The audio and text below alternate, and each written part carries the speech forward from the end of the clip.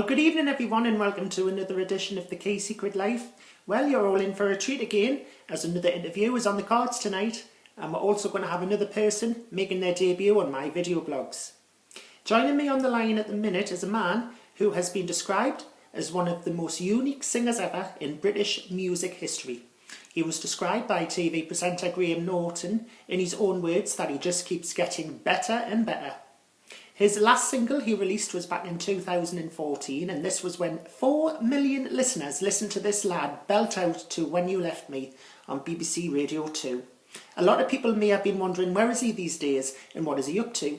Well, I'm pleased to let all the fans know that he's actually back in the recording studio and working on 3 EPs and his second album, which is entitled Off Script. And I'm sure he's going to be off script when I belt out all those questions. He's performed for Newcastle Pride on several occasions, and last time I seen this particular guest was in Easy Street's cabaret tent with Miss Vicky Paris. And with a new sound, he is blending the genres of disco, soul and 90s icons like M. Peoples, Heather Small and Lisa Stansfield. Ladies and gentlemen, please welcome live on the K-Secret Life from Pride Radio, it's Sam Dickinson. Good evening, Sam. Good evening. Hello, and how are you, my dear? I'm good, you? Yes, really good. You sound well. Yes, thank you for having me. Yes.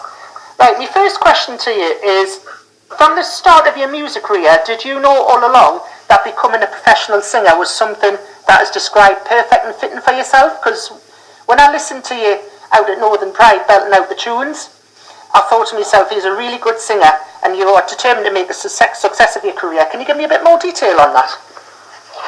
You know, I've always wanted to perform. Yeah. But whenever it's been, performing, it's when I was amateur dramatics when I was younger, and then it went to the music afterwards, probably from about 10, 11, and it was classically trained. Yeah.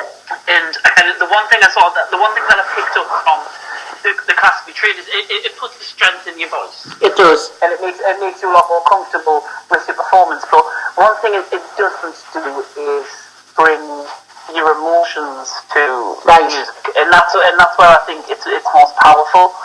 And a lot of the people that I grew up listening to, so your likes of Gabrielle and Beverly Knight and Aretha and all these people just put so much energy into their songs. The energy, soul, passion. Even if Aretha was singing a ballad. Now, when she sings, I say a little prayer. She did not write that song, but you believe every single word that comes out of the mouth. Yeah, and that's where I like to sit.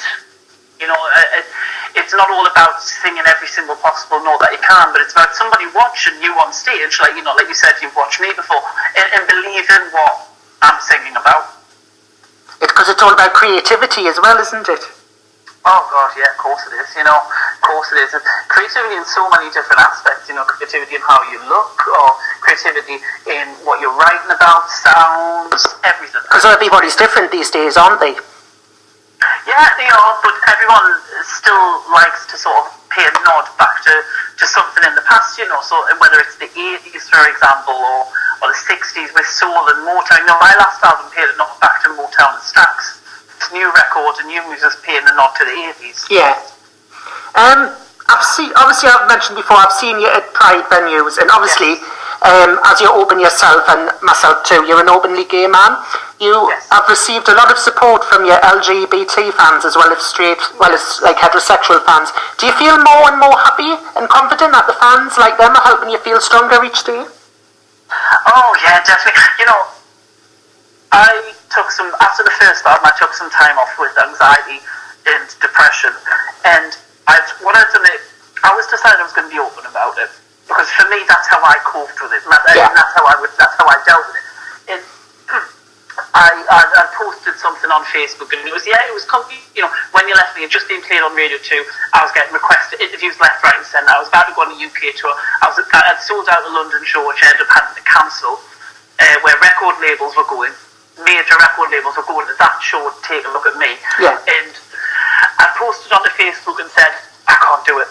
I just can't do this anymore. I can't do that. And the support that I got from people was crazy.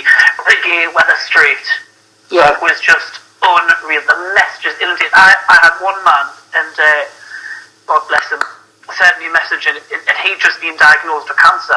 Oh, never. And he was more concerned with how I was doing. I'm like, really?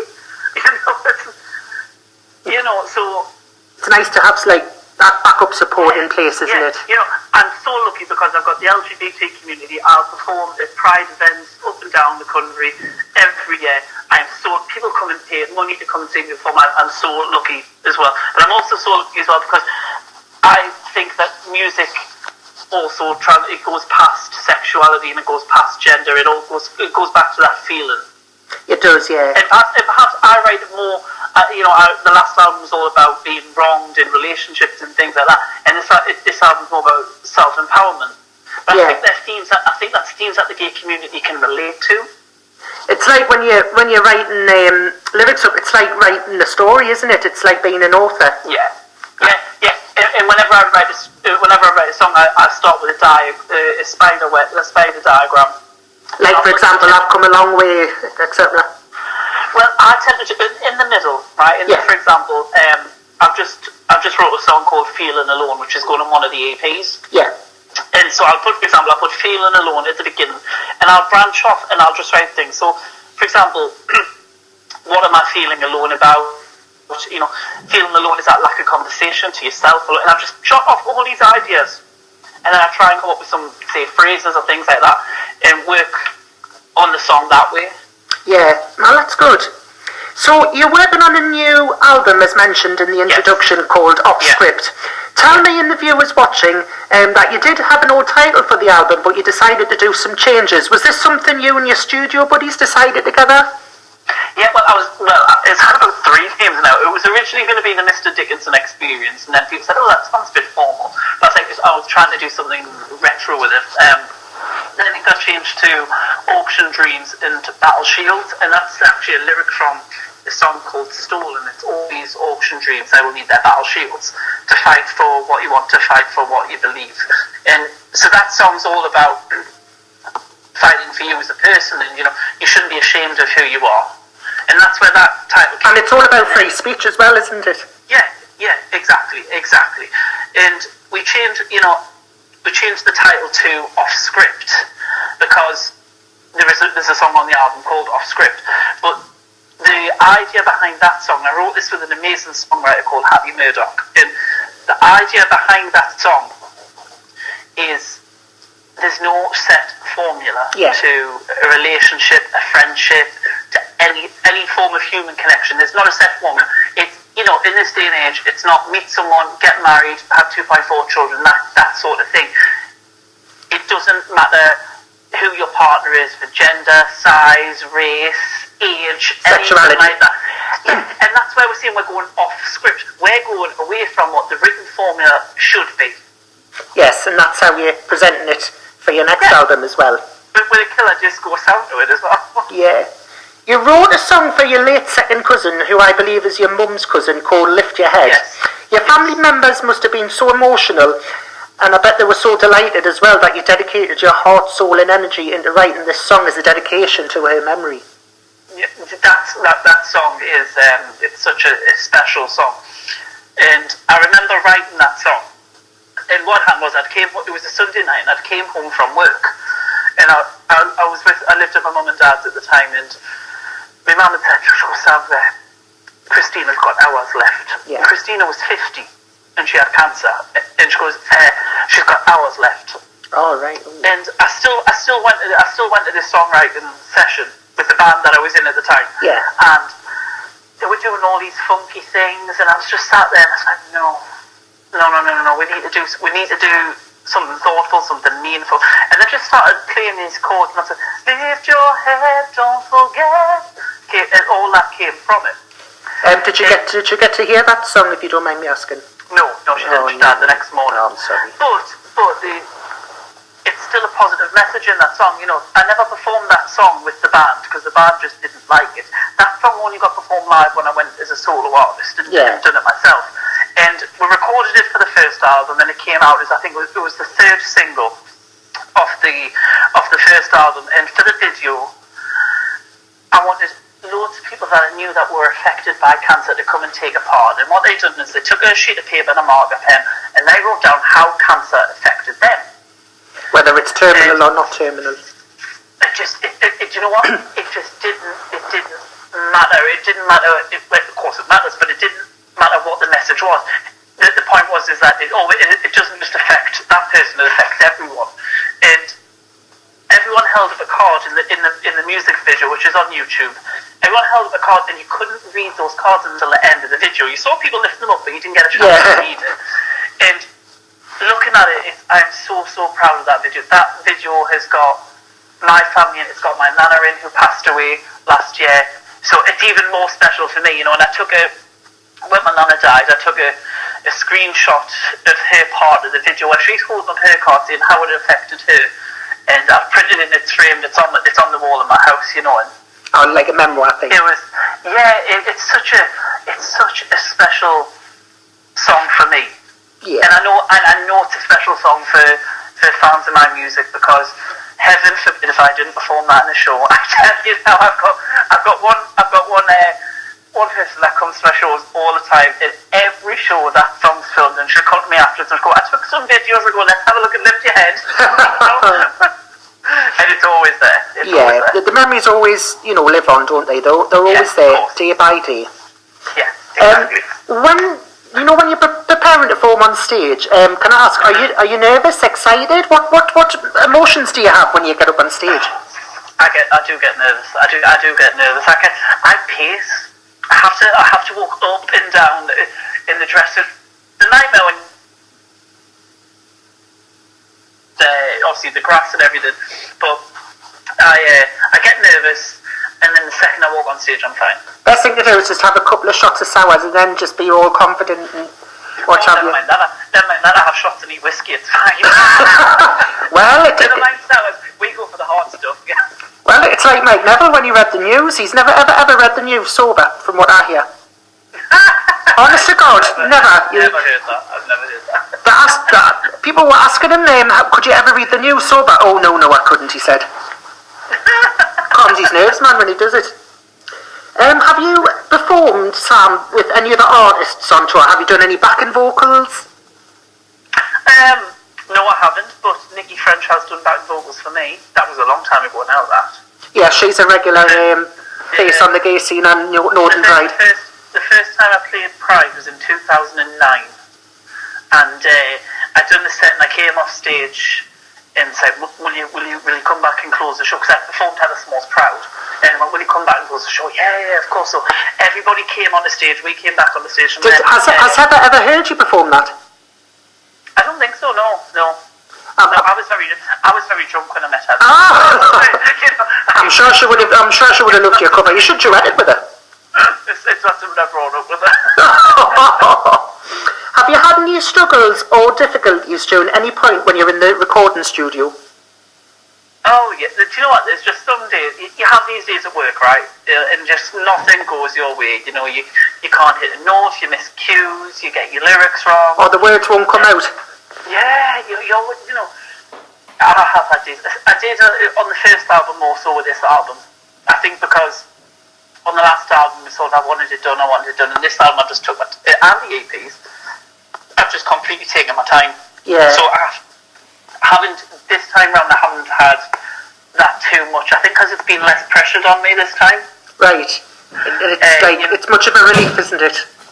Yeah, I think because I've enjoyed the process of making music this time round so much more, that I probably haven't had those days, because last time for the first album, I really wanted to have that live sound, and I had the band in, and I was managing the band, I had the team that I was working with sort of behind the scenes there, I had the production team there, people that owned the studio, and I was sort of trying to coordinate everything.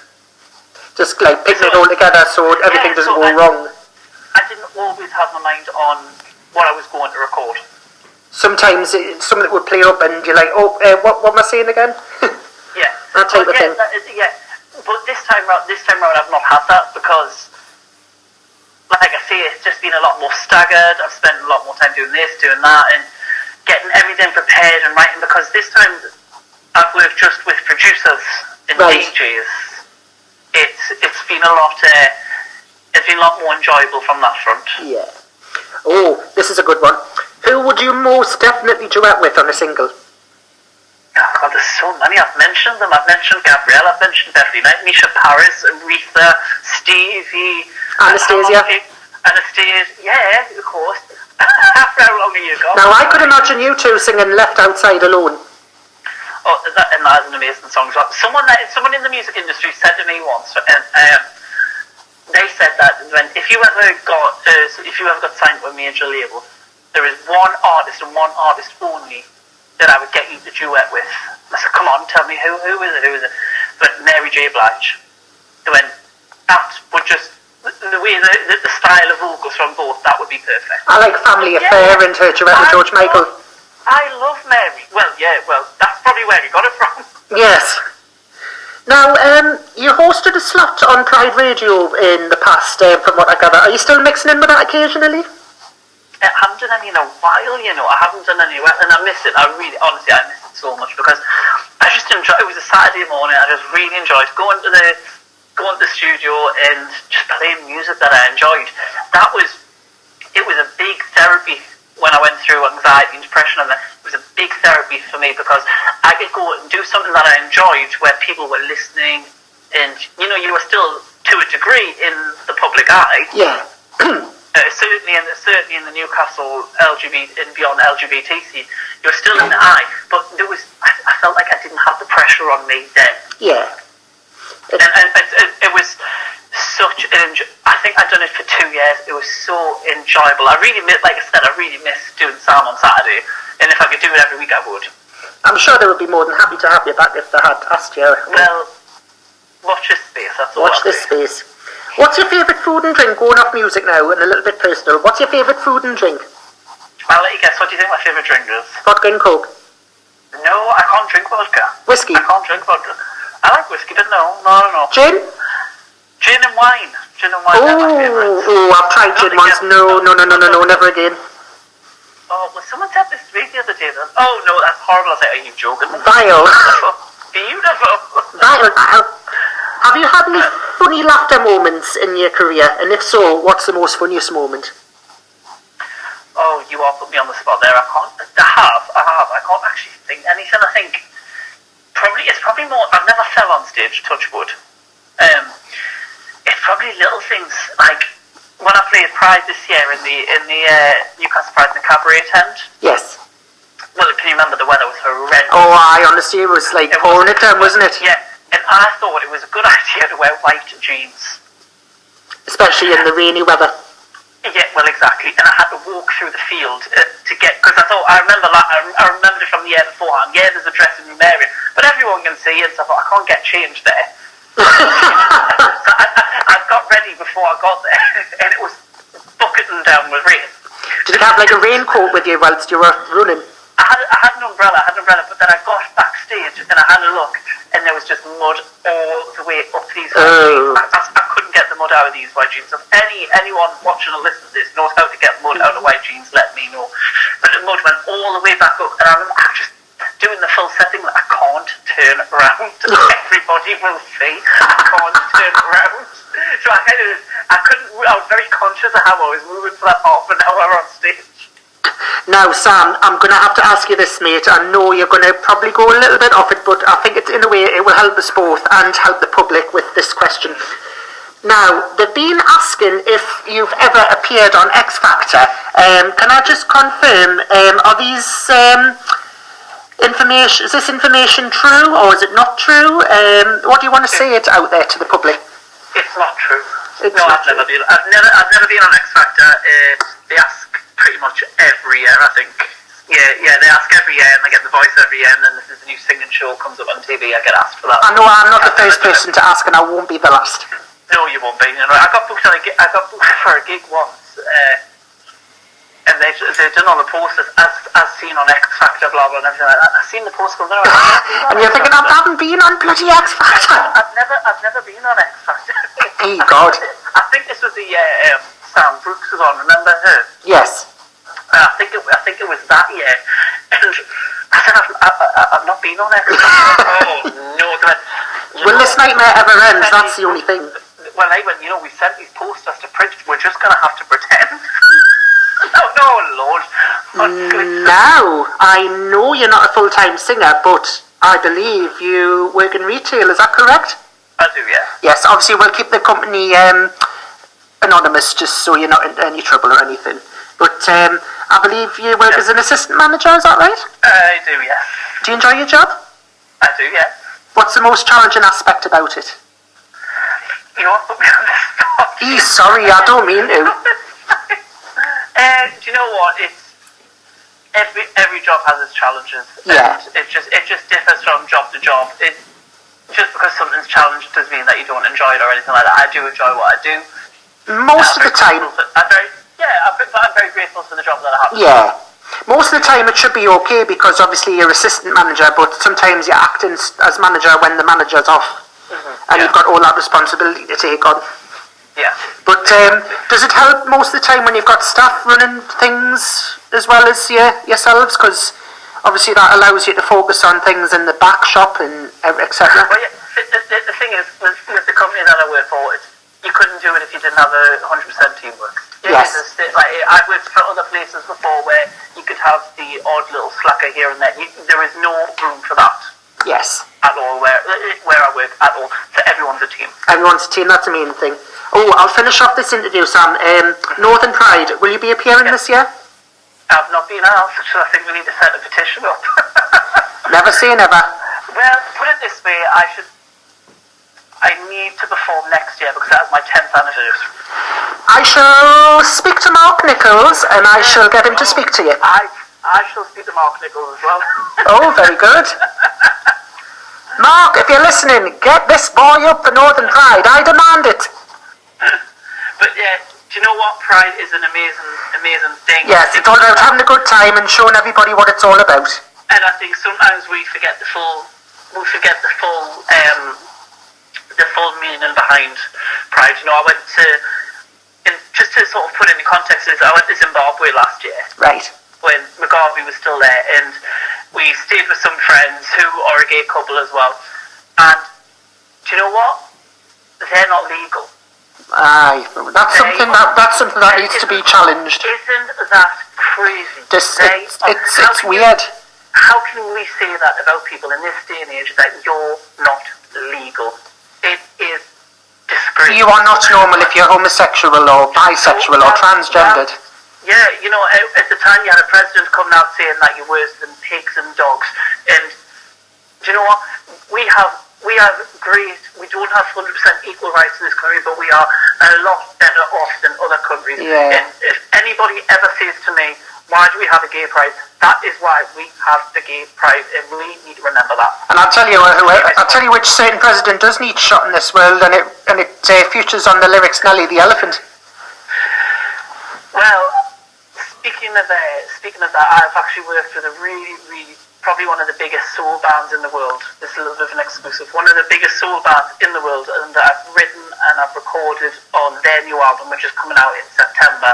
And my track, it's called Free, and it's pretty much centered around that person and fighting for your rights and what's right. Yes. Let them know that we wanted to see changes. Yeah, I was nervous when I sent them the song. Went, this is quite political, mind, and I've not done anything political before, and they absolutely loved it. That's good. Sam Dickinson, thank you very much for this exclusive interview. Thank you. I've really enjoyed it, and I wish you all the best. Me too. You too. Take care now. Take care. Bye-bye. Bye-bye. Well, that's it for this video. From Sam and from me, till the next time, goodbye.